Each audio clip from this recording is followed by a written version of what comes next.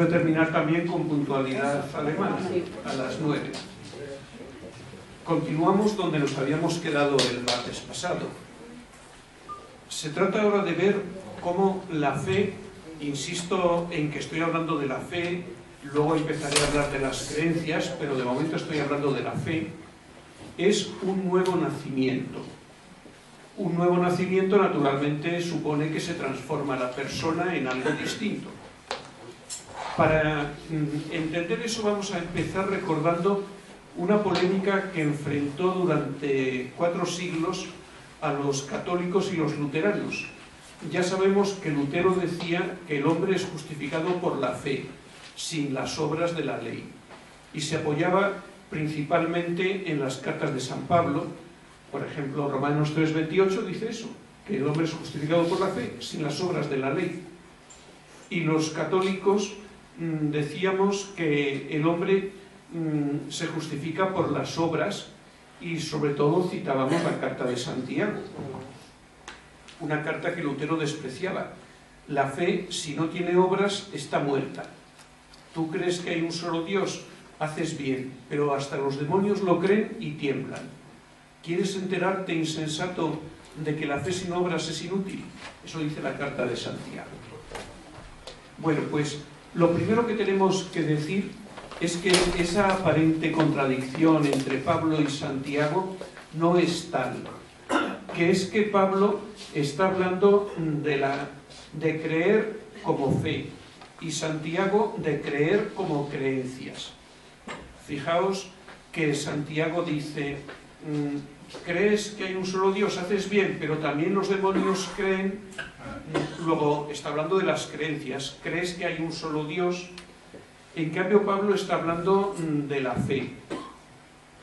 Naturalmente las creencias como tal no pueden justificar al hombre ni le pueden cambiar. Creer algo no es algo que transforme a las personas.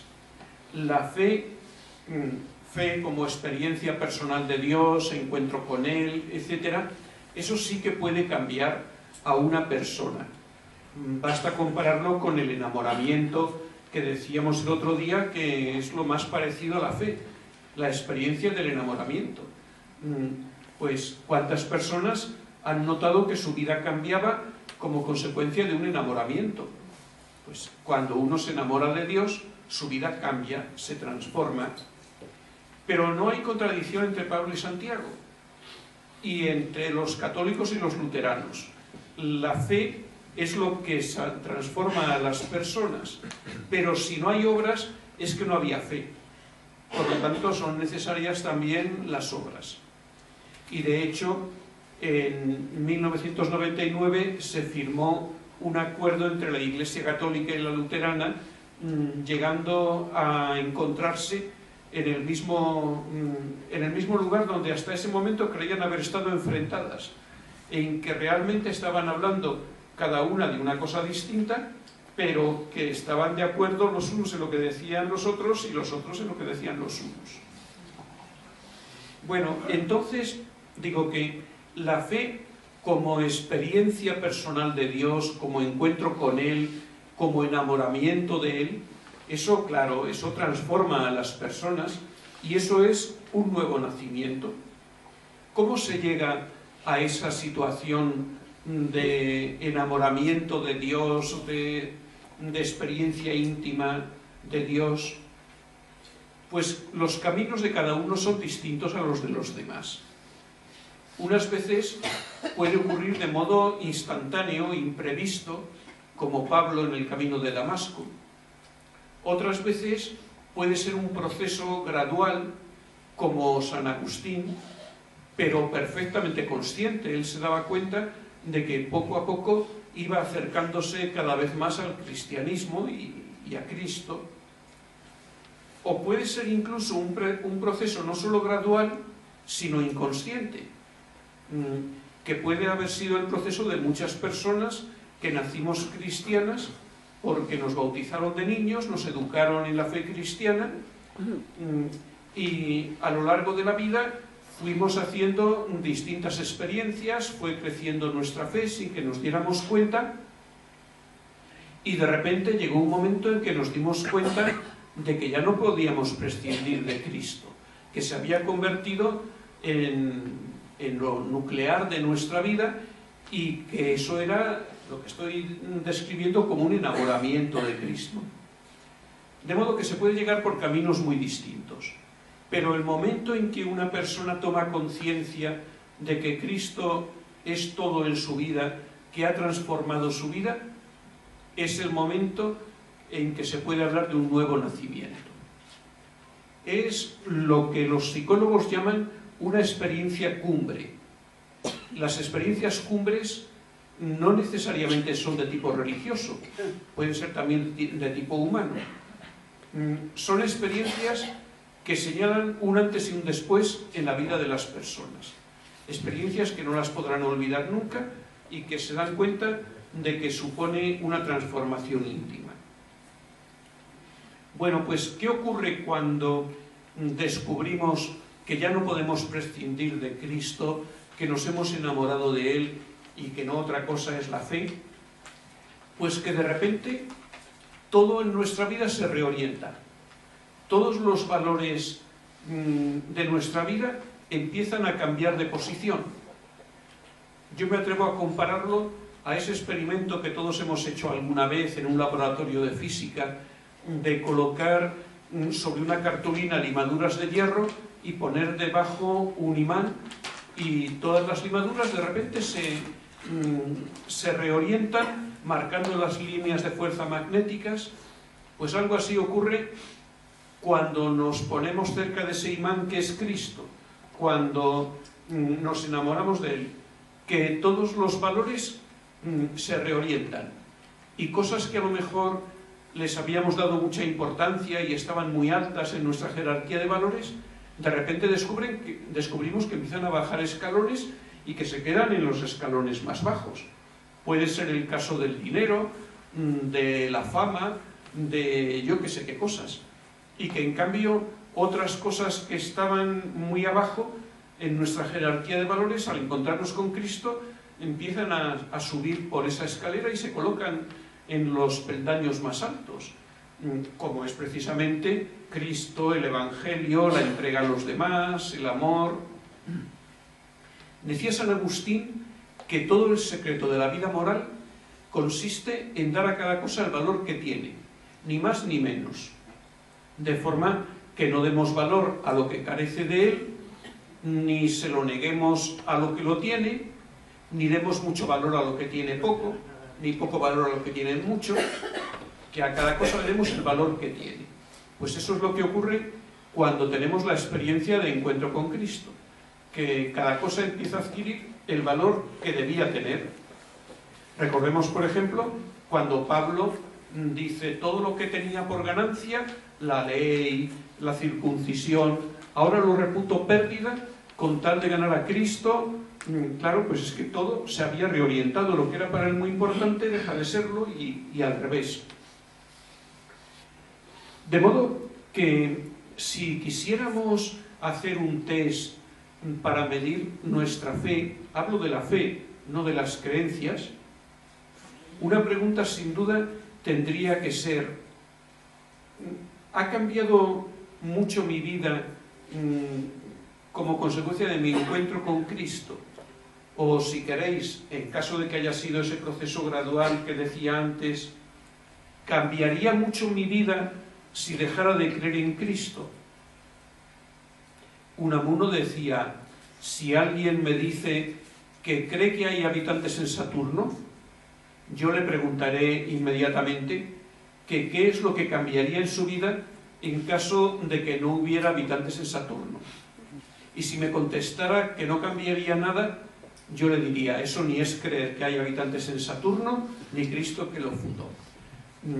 Bueno, pues desgraciadamente me temo que para muchas personas que son cristianas, o al menos se consideran tales, cuando se les pregunta qué cambiaría en tu vida si dejaras de creer en Cristo, a lo mejor, si son sinceras, reconocerían que muy poco, que a lo mejor Cristo no tiene demasiada influencia en su vida.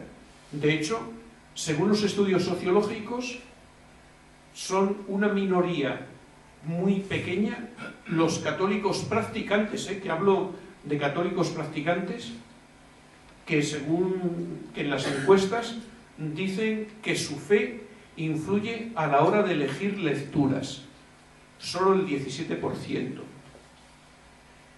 Que su fe influye a la hora de hacer opciones de tipo político, solo el 16%. Que su fe influye a la hora de emplear de un modo o de otro el tiempo libre, solo el 26%. En definitiva, que para la mayoría de estos católicos practicantes, si dejaran de tener fe, seguiría todo igual. Seguirían leyendo las mismas cosas, utilizando el tiempo libre del mismo modo. Pues eso es muy malo para el test que digo que nos permita medir la fe. Quiere decir que no parece que la fe haya reorientado los valores y haya dado origen a ese nuevo nacimiento. Otra cosa que me parece importante de la fe, lo que podríamos llamar la pequeña omnipotencia de la fe. Recordemos que cuando le preguntaron los discípulos a Jesús por qué ellos no habían podido echar un demonio de un niño, Jesús les contestó: por vuestra falta de fe. Porque si tuvierais fe como un granito de mostaza, le diríais a esta montaña: arráncate de aquí y arrójate al mar, y os obedecería. O sea que la fe mueve montañas. Eso es lo que llamo la pequeña omnipotencia de la fe. Naturalmente que nadie interprete de modo literal lo de que la fe mueve montañas, que nadie diga: yo no he movido nunca una montaña, ni la voy a poder mover nunca, luego es que no tengo fe. Esa expresión de mover montañas es un semitismo para referirse a hacer cosas imposibles. Y eso es lo que llamo la pequeña omnipotencia de la fe, que el que tiene fe considera que todo es posible, simplemente porque no cuenta solo con sus fuerzas, sino con Dios. Como dicen los cursillistas de cristiandad, Dios y yo mayoría absoluta. Y por eso los santos que tenían fe se lanzaban a las empresas más arriesgadas, en opinión de muchos, más imprudentes, seguros de que iban a poder hacerlo. Decían: Dios proveerá, y lo decían con la misma confianza que podían decir: mañana saldrá el sol, y al día siguiente salía el sol, y al día siguiente Dios proveía. Esa es la pequeña omnipotencia de la fe. La carta a los Hebreos dedica el capítulo 11 a repasar los grandes testigos de la fe del Antiguo Testamento. Va diciendo las cosas que hicieron movidos por la fe. Van diciendo, por ejemplo, cómo Abraham, movido por la fe, salió de su tierra, fiándose de la palabra de Dios, sin saber a dónde iba, bueno, y todo lo que hizo.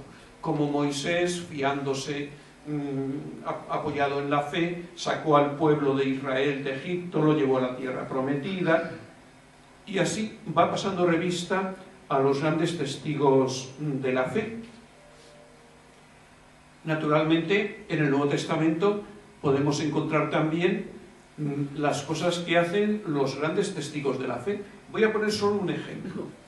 Timoteo, uno de los colaboradores de San Pablo, que debía ser un hombre tímido, muy pusilánime, porque cuando le envía Pablo a Corinto, escribe la primera carta a los corintios, la primera que tenemos nosotros, porque anteriormente hubo otra que se ha perdido.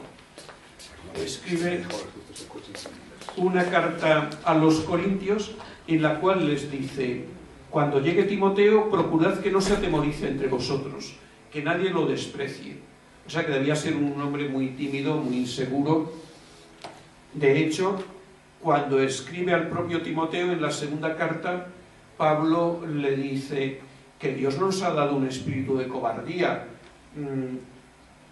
Sabes de quién te has fiado, ¿no? Porque yo sé de quién me he fiado. Bueno, le recuerda lo que puede hacer con la fe. ¿Qué es lo que hizo? Pues fue uno de los puntales del cristianismo primitivo. Acompañó a Pablo en el segundo y tercer viaje apostólicos. Pablo le encomendó tareas delicadas en Tesalónica, en Corinto, en Macedonia. Acompañó a Pablo durante la cautividad. Cuando todos habían abandonado a Pablo, Timoteo no le abandonó, le acompañó. Vamos, que para ser un hombre tímido y pusilánime no está mal. Creo que es un ejemplo de lo que puede hacer la fe, la pequeña omnipotencia de la fe. Naturalmente, más todavía que los testigos del Antiguo Testamento, que Timoteo y que cualquier santo de nuestros días, debemos fijarnos en Cristo. Cristo sí que es el gran modelo de lo que puede la fe. Podría alguien pensar, pero Cristo, si era el Hijo de Dios, tenía fe. Estoy hablando de fe. Hemos quedado que la fe es la experiencia de unión con Dios. ¿Cabe mayor unión que la de un hijo con su padre? Naturalmente que Cristo tenía fe.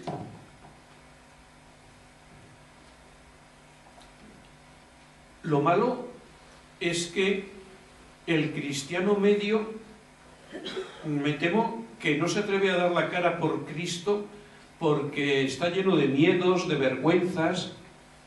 Antes dije, si tuviéramos que hacer un test de la fe, una pregunta sería ¿cuánto ha transformado nuestra vida? Ahora añado.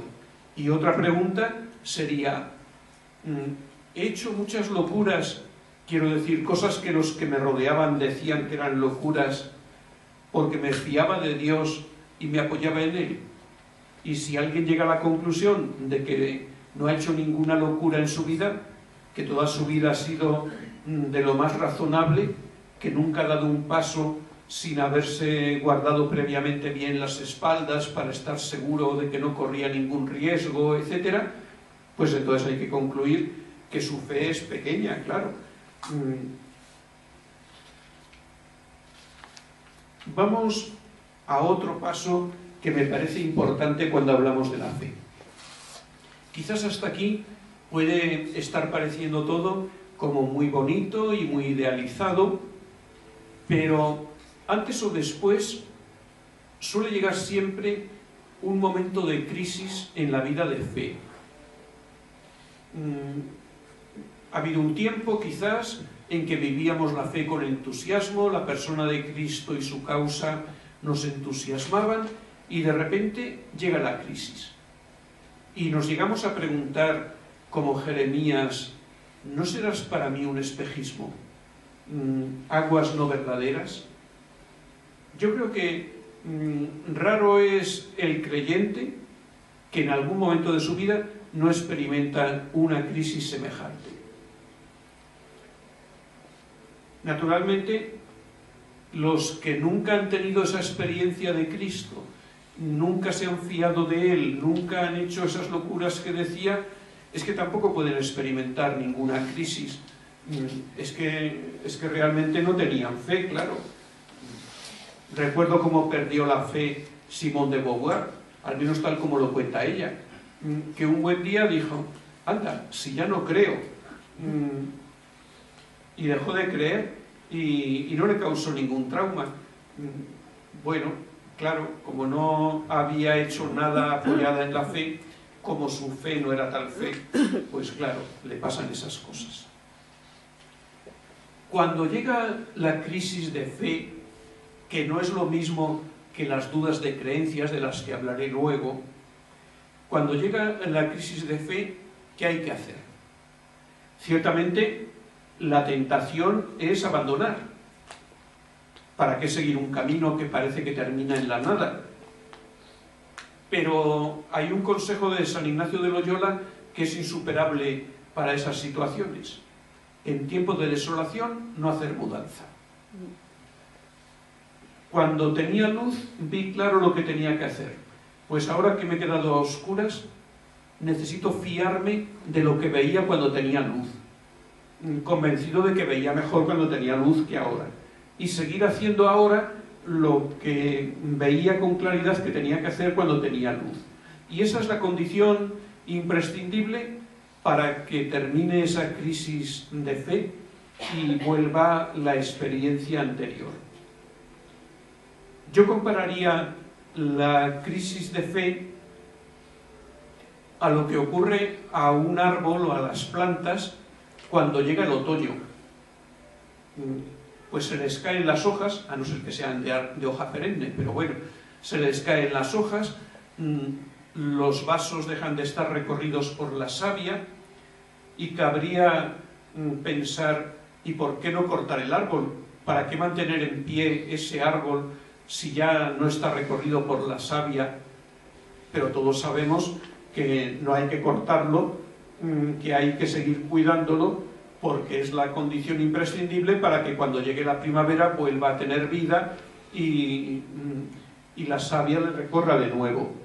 Pues las crisis de fe son como el otoño o el invierno que llega y que hay que saber seguir cuidando esa planta que es la fe, aunque mientras dure la crisis lo haremos con bastante poco sentimiento, para que pueda volver la situación anterior.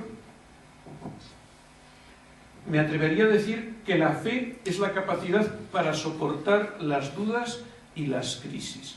Y cuando por fin luego se recupera, descubrimos con sorpresa que lo que hemos encontrado es mucho mejor que lo que teníamos antes, que nuestra fe ha crecido y ha madurado como consecuencia de esa prueba.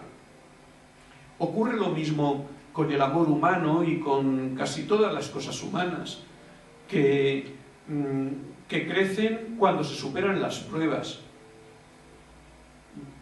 Yo cuando celebro una boda en que los novios eligen como evangelio el de las bodas de Caná, suelo decir en la homilía a los novios, bueno, dad por supuesto que antes o después se os va a acabar el vino, como a estos de las bodas de Caná.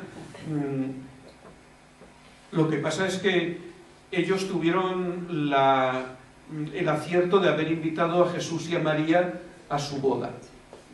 Vosotros también habéis hecho lo mismo, porque al casaros por la iglesia le habéis invitado a Jesús a vuestra boda.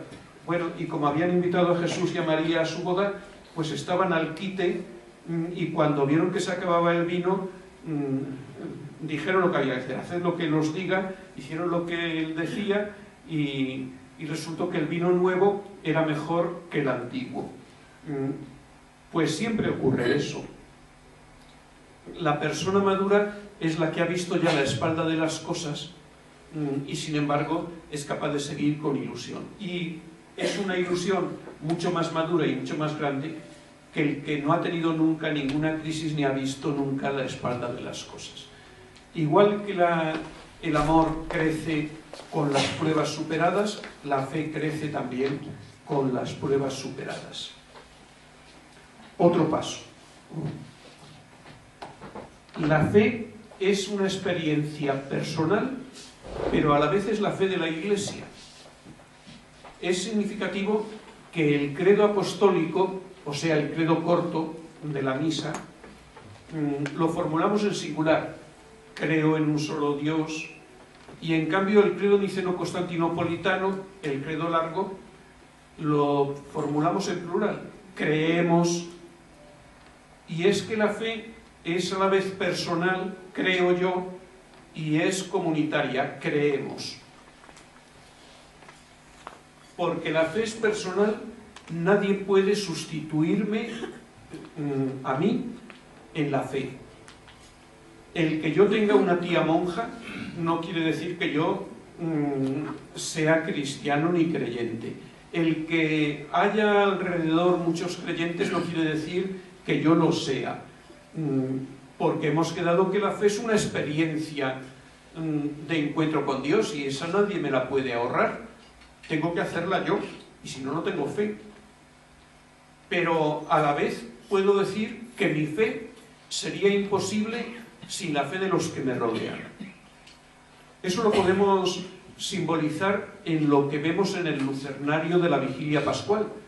Cuando comienza todo a oscuras, Cristo ha muerto, Se enciende primero la hoguera, de la hoguera se enciende el cirio pascual, que representa a Cristo resucitado, y luego a partir de la luz del cirio se van encendiendo las velitas que tenemos cada uno, y con una se enciende otra y con otra otra. Así es la fe. Nuestra fe se ha encendido al entrar en contacto con la fe de otros que nos han precedido, que nos rodeaban. Su fe ha encendido la nuestra, y la nuestra encenderá la de otros. De modo que si imagináramos por un momento un lugar donde absolutamente nadie creyera, es que sería imposible que empezara a creer alguien. Si imagináramos por un momento un lugar en el que desaparecieran todos los creyentes menos uno, ese uno casi con seguridad acabaría también dejando de creer, porque esa planta débil que es la fe, al encontrarse completamente aislada, sin el apoyo de nadie, casi seguro que desaparecería. La fe es personal, pero a la vez es comunitaria. La vivimos en el seno de la comunidad cristiana y no la podemos vivir en solitario. Cabe preguntarse, bueno, ¿y si nuestra fe se ha encendido en contacto con la de otros y la de otros con la de otros? Al principio hubo algo que encendió la fe. Pues naturalmente basta pensar otra vez en lo del lucernario de la vigilia pascual. Al principio el cirio pascual, que representa a Cristo resucitado. Fue la resurrección de Cristo la que encendió la fe de los primeros y luego se ha ido propagando. Bueno, pues ya hemos terminado la fe. Ahora empiezo a hablar de las creencias. Es decir, el creo, tal cosa, tal otra, las verdades de la fe, en definitiva. A la luz de lo que acabo de decir, que la fe es personal, pero también comunitaria, que es la fe de cada uno, pero es la fe de la Iglesia, se comprende que nadie pueda creer por libre, nadie pueda ser creyente por libre. Según parece, siempre ha habido creyentes por libre, que elegían unas creencias y dejaban otras, pero en nuestros días eso se ha generalizado todavía muchísimo más. Es consecuencia de lo que los sociólogos llaman el individualismo expresivo. El individualismo clásico fue el de la Ilustración, cuya esencia era la afirmación de que cada ser humano es un individuo que puede desarrollarse plenamente sin necesidad de los demás. Adquiere toda su perfección, adquiere toda su perfección sin necesidad de los demás. Luego, es verdad, vive junto con otros, pero porque esos seres que han adquirido ya toda su perfección firman un contrato social, así lo llamaban los ilustrados, para proteger mutuamente sus vidas, sus propiedades, pero realmente creían que estaban ya completamente maduros, desarrollados, antes de entrar en contacto con los demás. Eso es una falacia, porque todos crecemos, nos desarrollamos en contacto con los demás. Pero ahora no se trata de hablar de ese individualismo. Es que en los años 70 del siglo pasado se abrió camino otra forma de individualismo que han dado en llamarla individualismo expresivo, consistente en afirmar que cada individuo puede conseguir por sí mismo todo el desarrollo de su personalidad simplemente dejando funcionar por libre, sin ningún tipo de disciplina, de obligaciones a estructuras, a autoridades, de forma que cada uno puede formar libremente los elementos constitutivos de su existencia, lo que cree, lo que no cree, lo que da sentido a su vida. Y ese individualismo expresivo ha contaminado también a muchos cristianos, que creen lo que les apetece creer y hacen una selección de lo que me va y lo que no me va, y dejan de aceptar algunas verdades de la fe cristiana porque no les parecen lógicas. De hecho, según los estudios sociológicos, incluso entre los católicos practicantes, hablo siempre de católicos practicantes, incluso entre los católicos practicantes hay muchos, bueno, no muchos, pero hay unos cuantos que no creen ni siquiera en la divinidad de Cristo, y algunos que no creen en la existencia de Dios. Uno ya se queda perplejo. Pero es que hay algunos otros dogmas que eso sí que tienen poquísimo éxito. La infalibilidad del Papa y la existencia del infierno la creen muy poquitos. No les va y no lo creen. Es verdad que a veces, para compensar que se han rechazado algunas de esas creencias cristianas, se acepta alguna procedente del hinduismo, por ejemplo la reencarnación de las almas, y si es necesario, pues algún elemento marxista para que sea más ecuménica la cosa. Bueno, pues no, tenemos que decir que la fe no la puede cada uno edificar a su medida. En el caso extremo, recuerdo la respuesta que dio una enfermera norteamericana llamada Sheila, cuando en un estudio sociológico basado en entrevistas personales, no en cuestionarios cerrados, le preguntaron cuál era su religión y contestó, ya he dicho que se llamaba Sheila, contestó: el seilaísmo, una vocecita solo para mí. Bueno, pues ese es el límite, ¿no? Cada persona tiene su religión, solo ella, no habrá otra que crea exactamente las mismas cosas que ella, cada una cree lo que quiere. Pues no. Ya en el Nuevo Testamento se habla del depósito de la fe y de la necesidad de elaborar símbolos. Los símbolos de la fe, lo que llamamos los credos, son aquello en lo que nos reconocemos todos los cristianos. Símbolo es una palabra griega, símbolon en griego, que significa reunir, juntar, y se refiere a una práctica de la antigüedad consistente en que dos personas que establecían una alianza entre ellas o firmaban un contrato entre ellas, cogían algo, un bastón, una moneda, lo partían en dos mitades y cada una se llevaba una parte. En el futuro, para que ellos o sus herederos pudieran reconocerse, juntaban las dos partes y si coincidían, pues se habían identificado. Bien, pues de eso viene el símbolo de la fe, lo que también llamamos el credo.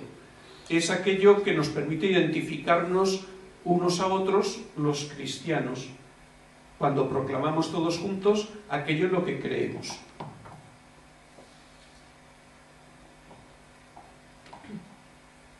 Voy a comentar solo brevemente el credo apostólico, el credo de los apóstoles, o sea, el credo corto, porque naturalmente no da tiempo a entrar también en el niceno constantinopolitano. Según una tradición muy antigua, que se remonta ya al siglo IV, ese credo fue elaborado por los apóstoles antes de dispersarse, cuando todavía estaban juntos en Jerusalén y decidieron dispersarse para llevar el Evangelio cada uno a un lugar. Antes de hacerlo, elaboraron un credo para que sirviera de elemento unificador de todos los que fueran recibiendo a través de ellos la fe cristiana. Según una tradición, cada uno de los 12 apóstoles enunció una de las verdades del credo. Según un sermón del siglo VI, atribuido a San Agustín, pero que es apócrifo, no es de San Agustín, leo cómo fue, según el sermón: el día de Pentecostés, después de la ascensión, los discípulos se inflamaron como hierro candente, y llenos de conocimiento de todas las lenguas, compusieron el símbolo. Pedro dijo: creo en Dios, el Padre Todopoderoso. Andrés dijo: y en Jesucristo, su Hijo, nuestro Señor. Bueno, y me salto los artículos intermedios, y por fin Judas Tadeo dijo: creo en la resurrección de la carne, y Matías: creo en la vida eterna. Vamos, que elaboraron el credo más o menos como los sobrinos del Pato Donald, cada uno una frasecita. Bueno, es curioso que ese sermón atribuido falsamente a San Agustín hace que tomen la palabra los 12 apóstoles por el mismo orden que aparecen nombrados en el canon de la misa romana. Otro sermón posterior de San Pirminio hace también que cada uno enumere un artículo, pero hace que hablen por el orden en que están mencionados en Mateo, los 12 apóstoles en Mateo 10, nada más que sustituyendo naturalmente a Judas Iscariote por Matías. El destino común de las leyendas es irse amplificando con el tiempo. El siguiente paso fue que hacia el año 1300 emparejaron a cada uno de los 12 apóstoles con un profeta del Antiguo Testamento. Y primero tomaba la palabra el profeta para hacer una profecía que a continuación el apóstol, con su artículo de la fe, mostraba que se había cumplido en Cristo. Y así van en ese coro alternado el profeta y el apóstol, haciendo su credo. Bueno, pues hubo una sacudida que podríamos calificar de sacudida mística en el Concilio de Florencia. El Concilio de Florencia se celebró en el siglo XV y fue un concilio que pretendía conseguir la unificación de la Iglesia oriental. Ya sabéis que se habían separado los cristianos orientales, formando lo que hoy llamamos Iglesia Ortodoxa, en el siglo XI. Y ese concilio pretendía unir nuevamente las dos iglesias, la oriental y la occidental. Lo que pasa es que no se consiguió, pero era lo que se pretendía. Pues en ese concilio se produjo una sacudida sísmica cuando Marcos, que era obispo de Éfeso, declaró en nombre de los griegos que ellos no tenían ni la menor idea de la existencia de ese credo de los apóstoles, y que si de verdad los apóstoles hubieran compuesto ese credo, lo habría mencionado el libro de los Hechos de los Apóstoles, y ellos, la Iglesia Oriental, lo conocerían, pero que era la primera noticia que tenían en el siglo XV de que existiera ese credo. Bueno, aquello fue como un terremoto. Lo que pasa es que también en la Iglesia occidental hubo siempre algunas voces que cuestionaron que ese credo procediera de los apóstoles. En el siglo XVI, Calvino se unió a esos que decían que no procedía de los apóstoles y dijo: lo llamamos credo apostólico no porque lo hayan elaborado los apóstoles, sino porque expresa la fe de los apóstoles. Esa es la opinión generalizada hoy. El credo apostólico simplemente expresa la fe de los apóstoles, pero no es que lo enunciaran los apóstoles.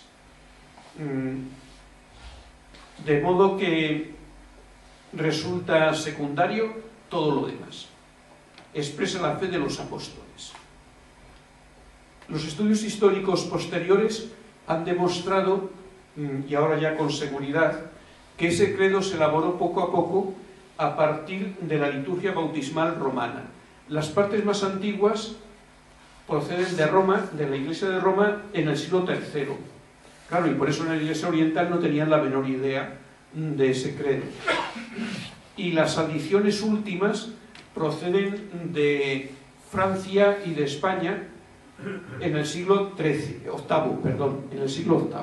O sea, se elaboró a lo largo de 5 siglos y cuando quedó terminado, tal como lo conocemos nosotros, fue en el siglo VIII. Bueno, lo malo de esas leyendas que acabo de recordar, de que los 12 apóstoles fueron tomando la palabra por orden y enumeraron los 12 artículos del credo, lo malo de verdad es que nos ha hecho creer que el credo tiene 12 artículos. Y no tiene 12 artículos, solo tiene 3. Creo en Dios Padre, creo en Dios Hijo, creo en Dios Espíritu Santo. Porque creer, ya lo dijimos el otro día, solo podemos creer en Dios. No creemos en la Iglesia. Aunque aparentemente cuando rezamos el credo en castellano parece que estamos diciendo creo en la Iglesia, bueno, es que estamos diciendo creo en la Iglesia que es una santa católica. En latín es credo ecclesiam.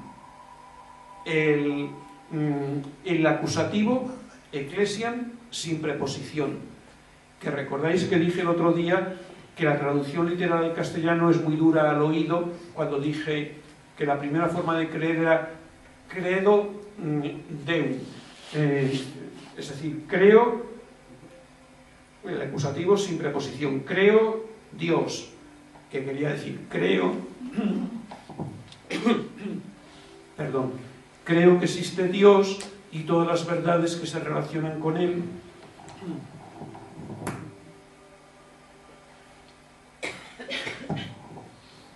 Pues ahora lo mismo. Quien reza el credo en latín sabe que lo que está diciendo es creo que existe la Iglesia y las verdades que se relacionan con la Iglesia. La comunión de los santos, el perdón de los pecados, etc.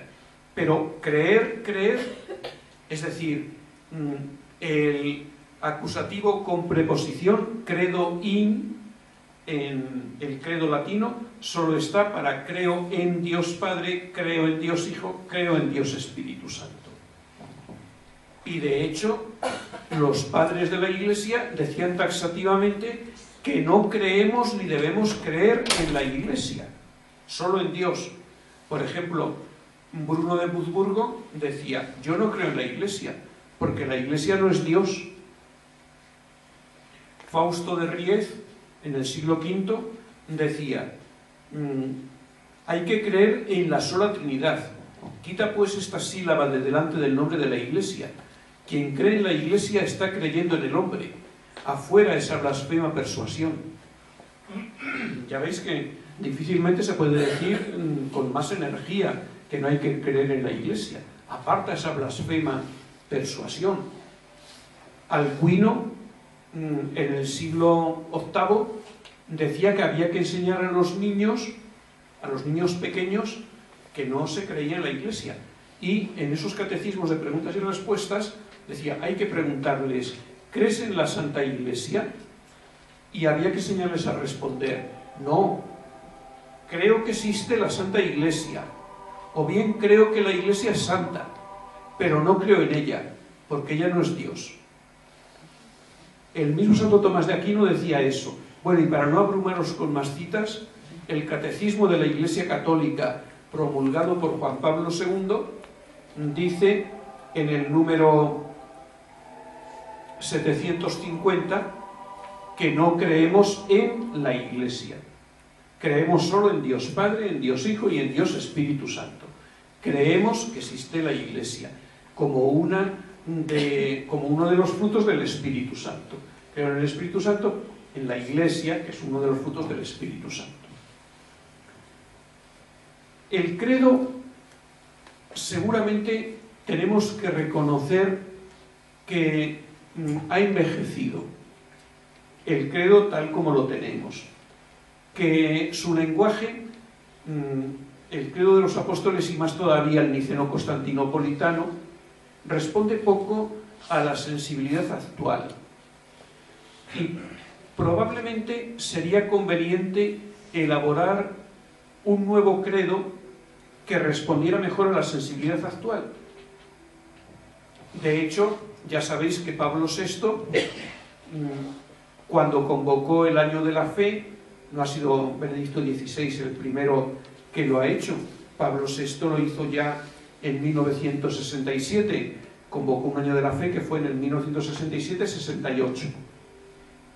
Y cuando lo clausuró, el día de la clausura, ofreció lo que llamó el credo del pueblo de Dios, una nueva formulación del credo que pretendió que tuviera pues eso, un lenguaje actual, que fuera una referencia para los cristianos del siglo XX. Lo que pasa es que ese credo pasó prácticamente sin pena ni gloria.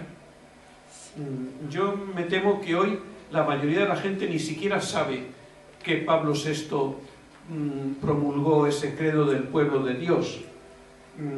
Lo que pone de manifiesto que no llegó a acertar con la sensibilidad tampoco de la gente. Pero sería conveniente que pudiéramos disponer de un credo. Naturalmente tenemos que seguir diciendo las mismas cosas que decían los apóstoles y que se ha dicho siempre, pero con otro lenguaje, con un lenguaje que llegue más a la gente de hoy. Aparte del de Pablo VI, ha habido muchos intentos en las últimas décadas de proponer credos. Yo recuerdo, por ejemplo, que Casiano Floristán, por un lado, Martín Balmaseda, por otro, publicaron libritos en que recopilaban distintos credos que habían propuesto unos y otros. Esos credos, a diferencia del de Pablo VI, procedían de la base eclesial, no del Papa. Tampoco ninguno de ellos cuajó. Ninguno de ellos ha llegado a ser recibido por el conjunto de la Iglesia como algo que expresa su fe. Pero eso no quita que sería deseable que pudiera algún día haber un credo adaptado a lo que necesitamos hoy. Tendría, en mi opinión, que cumplir 5 condiciones. La primera, naturalmente, que sea fiel a la tradición, porque no podemos inventar la fe ahora, es la de siempre, que sea fiel a la tradición, pero a la vez que sea relevante para la cultura actual, para el creyente de nuestros días. La segunda condición, que sea un credo inteligible para la mayoría de los creyentes, o sea, que no utilice un lenguaje exclusivamente de teólogos, válido para que lo entiendan los teólogos, sino un lenguaje sencillo que pueda comprender cualquiera. La tercera condición es que se pueda proclamar en una celebración litúrgica. El lugar más propio de los credos no es la oración personal, aunque a veces hemos trivializado tanto las cosas que yo creo que se utilizaba el credo para ver cuánto tiempo tenía que estar cociendo un huevo, ¿no? ¿O cómo era eso? Bueno, pues no es el credo para ver el tiempo que tiene que estar cociéndose un huevo, sino para proclamar la fe en una celebración litúrgica, y por lo tanto debe ser breve. El credo del pueblo de Dios que propuso Pablo VI eran bastantes páginas. Debe ser breve y debe tener un lenguaje, si no poético, al menos hímnico, de himno, apropiado para proclamarlo en una celebración litúrgica. La cuarta condición sería que sirva para la catequesis. A los catecúmenos de la primera Iglesia, durante la Cuaresma, les iban entregando un día el Padre Nuestro y se lo explicaban, otro día el credo y se lo explicaban durante varios días luego, es decir, servía para la catequesis. Pues también el credo ese que estoy soñando que algún día haya debe ser válido para la catequesis. Y la quinta condición, naturalmente, es que sirva para unir a todas las iglesias cristianas. Ese credo no podría elaborarlo ninguna iglesia en solitario, ni la católica, ni la luterana, ni la ortodoxa, que luego a lo mejor pudiera suponer un obstáculo más en el camino del ecumenismo, sino un credo consensuado que no sería nada difícil, porque como en el credo lo que están son las verdades centrales de la fe, igual que hoy todos los cristianos compartimos tanto el credo apostólico como el credo niceno-constantinopolitano, porque esos credos se elaboraron en el tiempo de la Iglesia indivisa y por lo tanto los tenemos todos. Bueno, el de los apóstoles, los griegos no, pero los protestantes sí, porque claro, ellos proceden de la Iglesia latina. Pues el credo que se elaborara tendría que servir también para aceptarlo todas las iglesias. Doy otro paso. Las creencias nunca pueden expresar perfectamente la fe. Son necesarias, pero nunca expresan perfectamente la fe. Dios siempre será más que lo que podamos expresar con palabras. La fe es la experiencia de Dios, pero las creencias intentan explicar con palabras cómo es ese Dios del que tenemos experiencia, del que nos ha hablado Jesús. Claro, nada más que Dios es siempre mayor y nosotros, por mucho que queramos, nunca podremos saber con palabras claras y distintas, como decía Descartes, cómo es Dios. Cualquier cosa que digamos se queda pequeña. Pretender que nuestras palabras expresen perfectamente lo que es Dios es tan imposible como intentar explicar a un ciego de nacimiento cómo es el color rojo. A ver cómo se lo explicamos.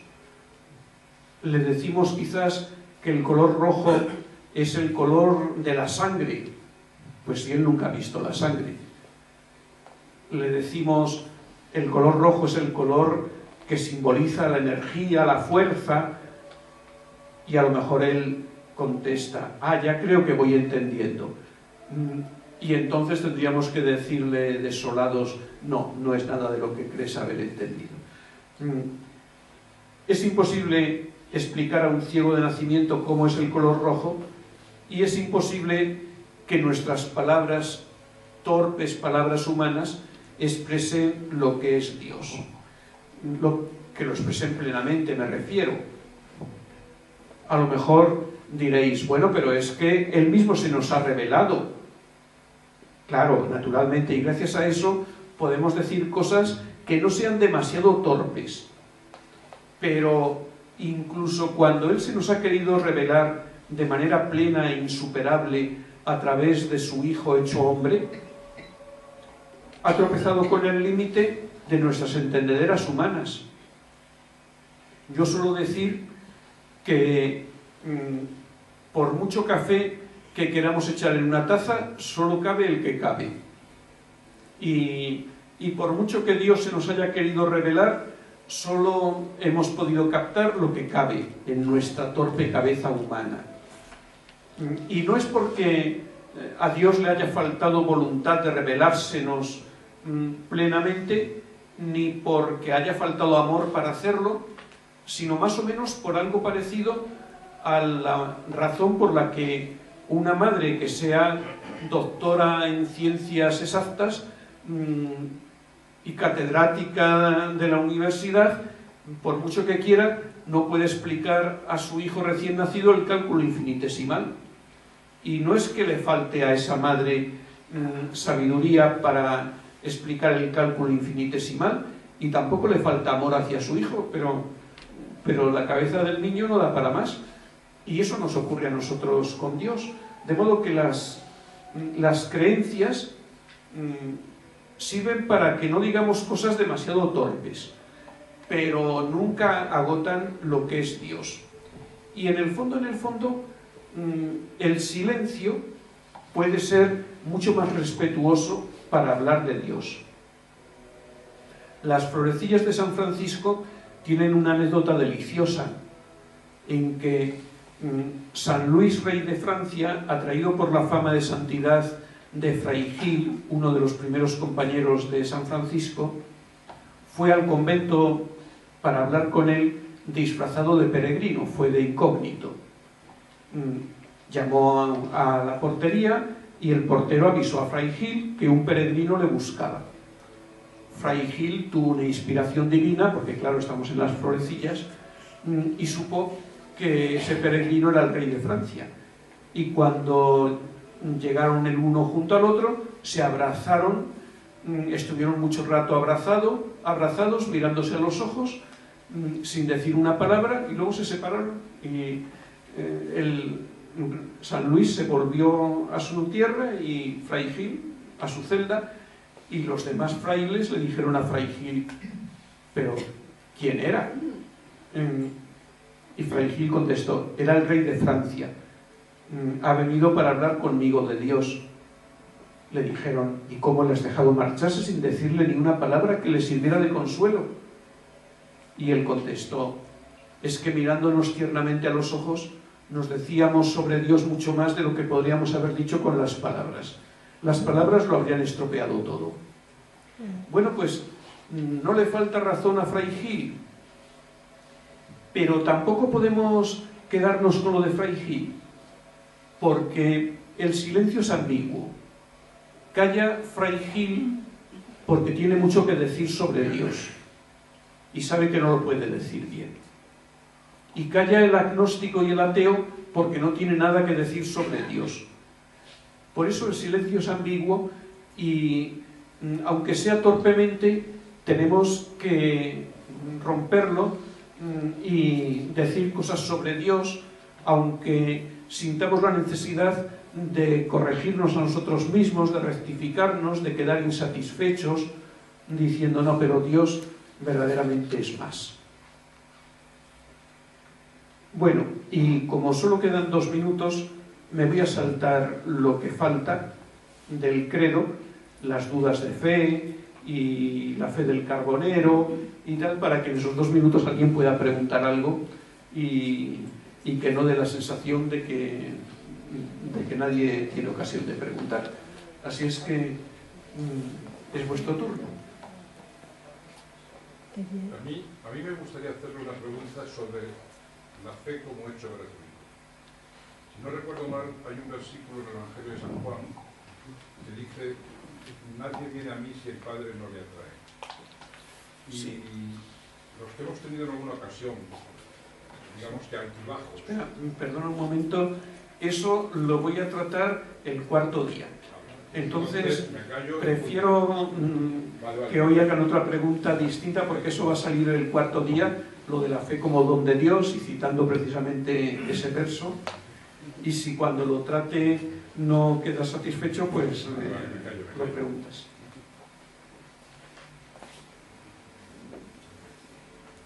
Sí.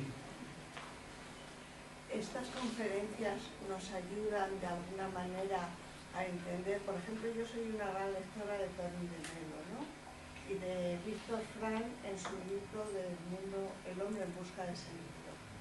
Entonces, ¿nos ayudarán a entender a esas personas que tenían tantísima fe? ¿O era una fe como la de todos? ¿Qué pasa? Bueno, en todo caso, serán esas personas las que nos ayuden a nosotros a... De hecho, yo voy a citar más de una vez a Tony de Melo. Ya lo cité el martes pasado y lo citaré todavía alguna otra vez.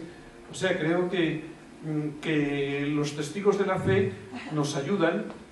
Es lo de que una velita enciende la otra y la otra y la otra, y es bonito que sea así, claro.